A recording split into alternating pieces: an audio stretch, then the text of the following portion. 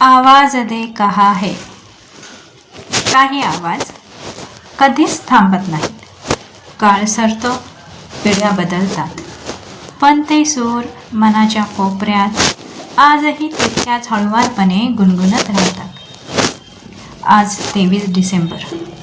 आज आठवण होते त्या आवाजाची, जिला जगाने नाव दिलं मल्लिका-ए-तरन्नुम नूरजहाँ.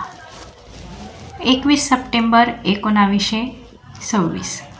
पेशावरच्या मातीमध्ये एक सूर जन्माला आला. नाव अल्लाह वसई. पण नीतीला माहीत होतं, हा आवाज फक्त नावासाठी नाही तर इतिहासासाठी जन्मला आहे. अवघ्या 5व्या वर्षी त्या सुरांनी शब्द ओळखले आणि शब्दांनी भावना. संगीतकाराच्या घरात जन्म झाल्याने सूर नूरजहाँ यांच्या श्वासात होते. कलकत्त्याच्या गजबजलेल्या गल्लीबोळात तो आवाज घडत गेला, परिपक्व होत गेला.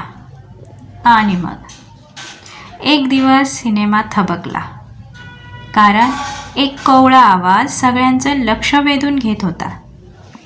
लाहोरच्या पडद्यावर तो आवाज जेव्हा उमटला तेव्हा शब्द अपुरे पडले.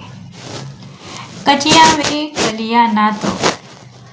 हे फक्त गाणं नव्हतं, ती नूरजहाँची आत्मा बोलत होती. मुंबईत नूरजहाँ केवळ गायिका नव्हती, ती भावना होती. आवाज दे कहा है आजही जेव्हा वाजतं तेव्हा अनेकांच्या हरवलेल्या आठवणी परत जिवंत होतात.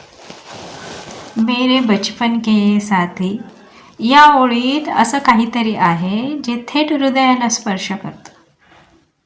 फाळणी झाली, सीमा आखल्या गेल्या, माणसं तुटली, पण नूरजहाँचा आवाज कधीच तुटला नाही. तो भारतातही तसाच होता आणि पाकिस्तानातही तितकाच आपलासा. अभिनय थांबला, पण सूर थांबले नाहीत.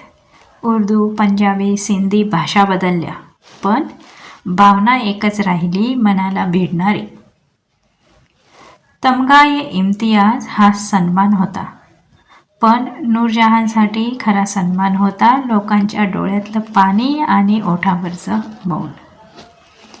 23 डिसेंबर 2000. नूरजहाँ निघून गेल्या, पण आवाज कधीच निघून जात नाही. तो आजही हवेत आहे, आठवणीत आहे आणि आपल्या मनात आहे.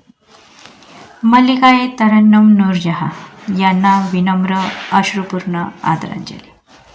ब्युरो रिपोर्ट, आपली दुनियादारी.